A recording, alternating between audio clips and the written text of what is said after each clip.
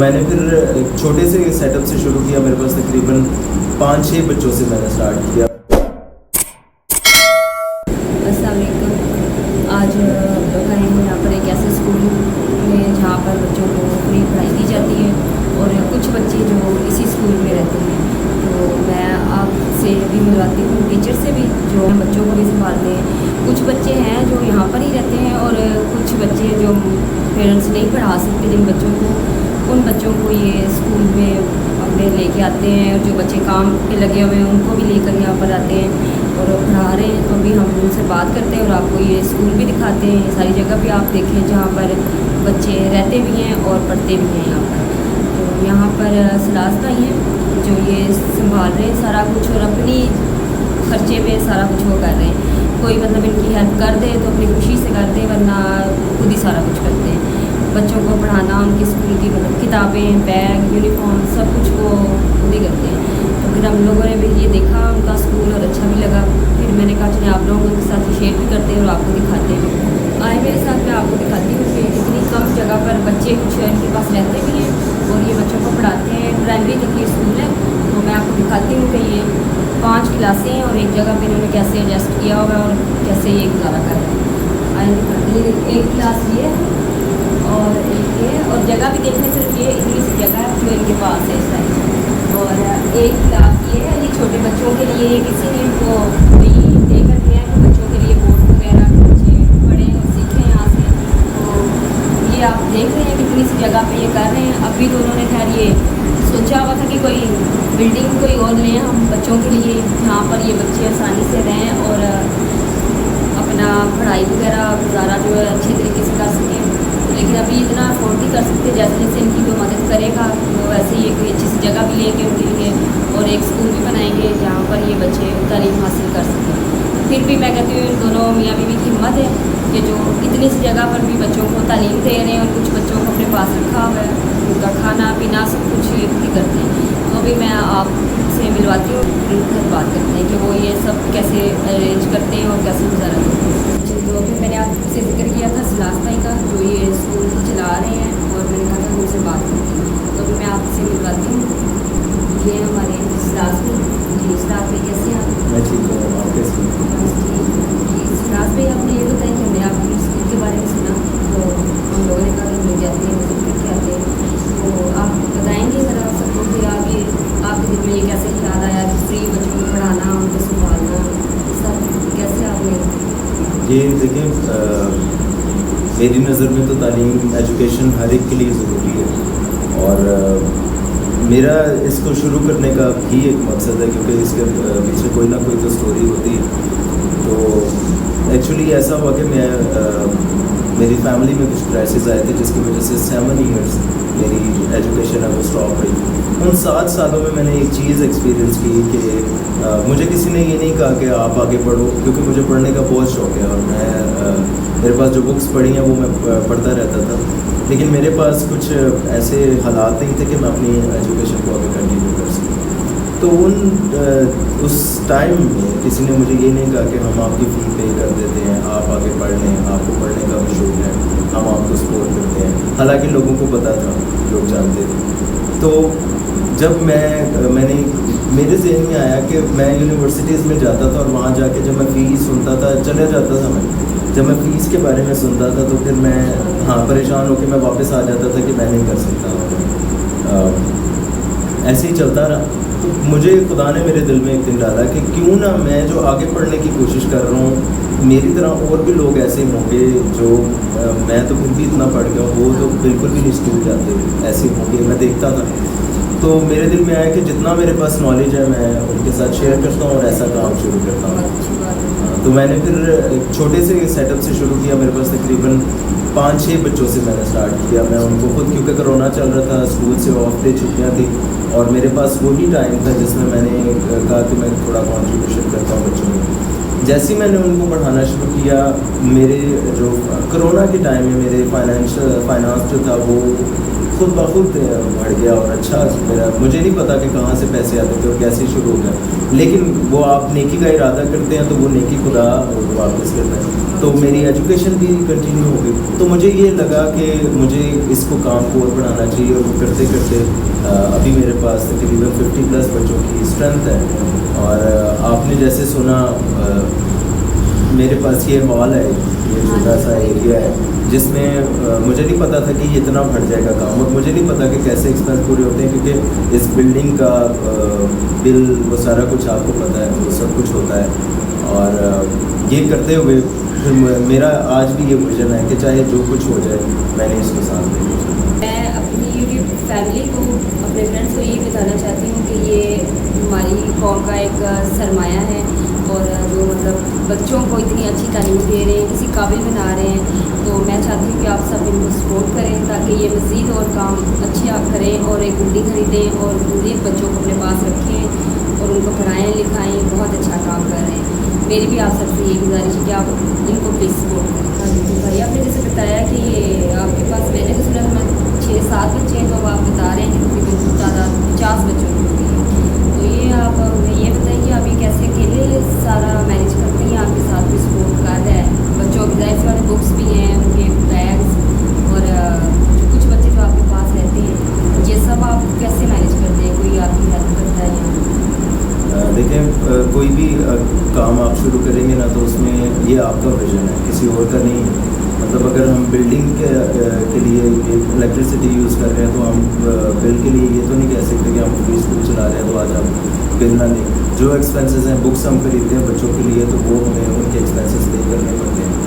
तो इसमें सबसे पहली बात ये है कि मेरे ये वालिद साहब का विजन था कि वो गरीब बच्चों को की मदद करें, लेकिन अनफॉर्चुनेटली जैसे मैंने आपको पहले बताया कि हमारे खुद के क्राइसिस ऐसे हम पर आगे हालात के हमारे लिए डिफ़िकल्ट हो गया था।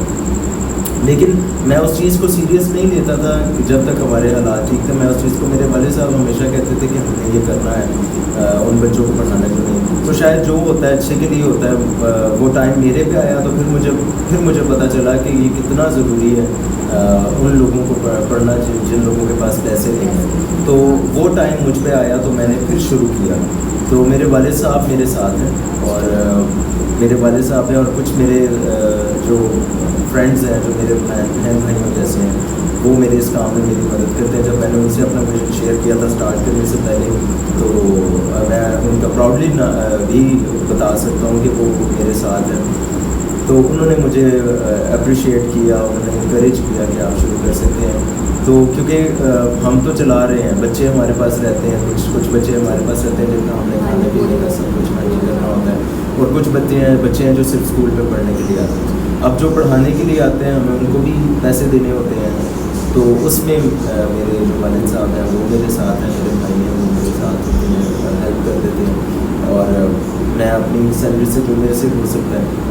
तो हमारे पास कोई प्रॉपर ऐसा नहीं है कि कोई हमारी प्रॉपर मदद करे।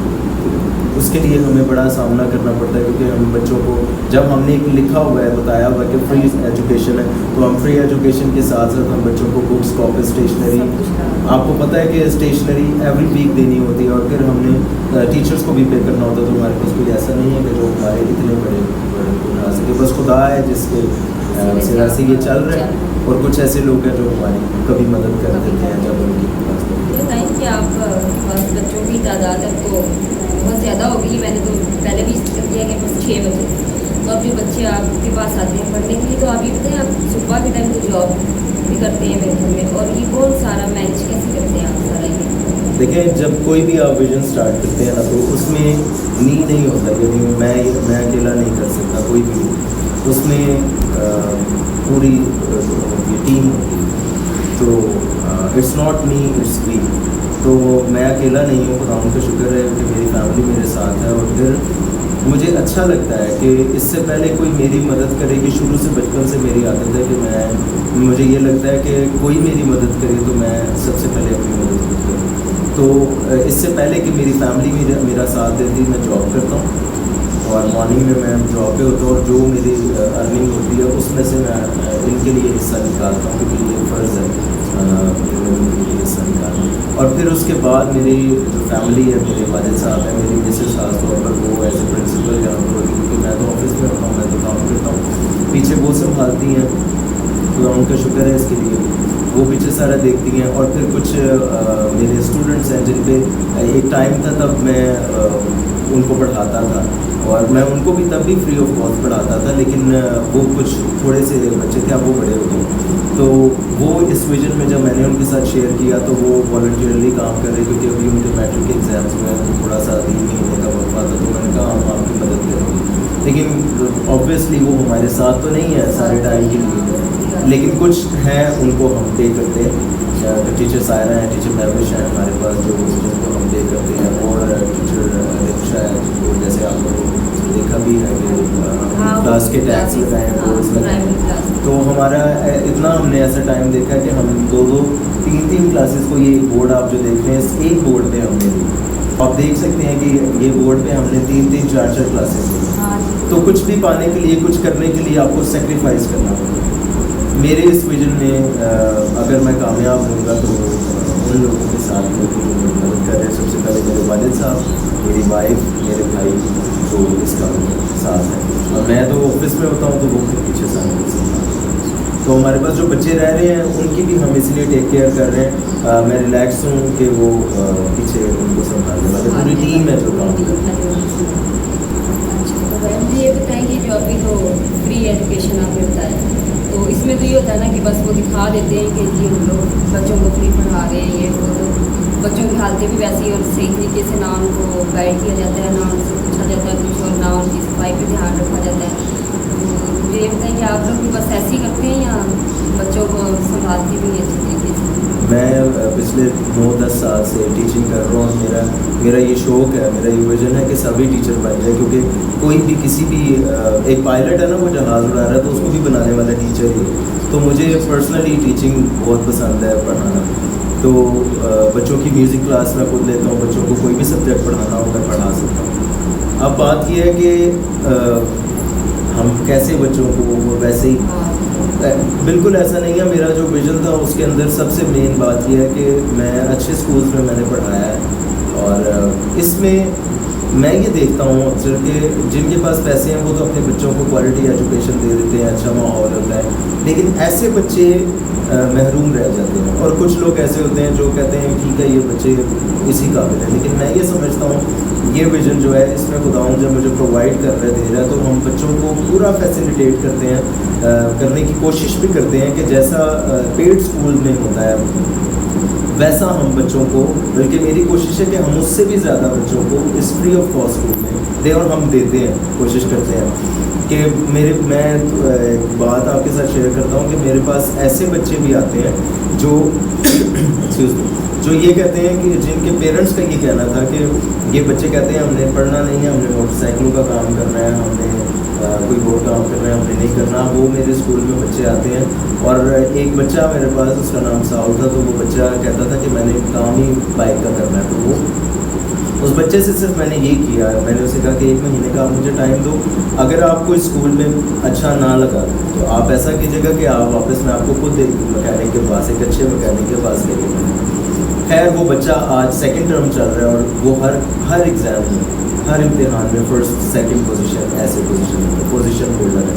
कुछ बच्चे हमारे पास ऐसे हैं जो पढ़ना चाहते थे लेकिन वो पढ़ नहीं सके, और अब वो पढ़ रहे हैं। कुछ बच्चे जिनको स्कूल वालों ने निकाल दिया था वो हमारे पास पढ़ रहे हैं, और पासिंग मार्क्स और वहाँ तक बहुत अच्छा उनका रिजल्ट है।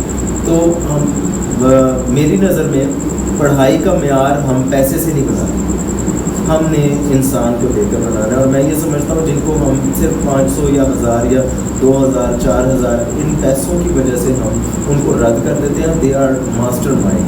और इनको पढ़ाने के बाद मुझे ये अंदाज़ा हुआ है कि हमने बेशुमार ऐसे कह सकते हैं कि ऐसे लोग जो हमारे मुल्क में साइंटिस्ट बन सकते थे, जो हमने उनको रद्द कर दिया।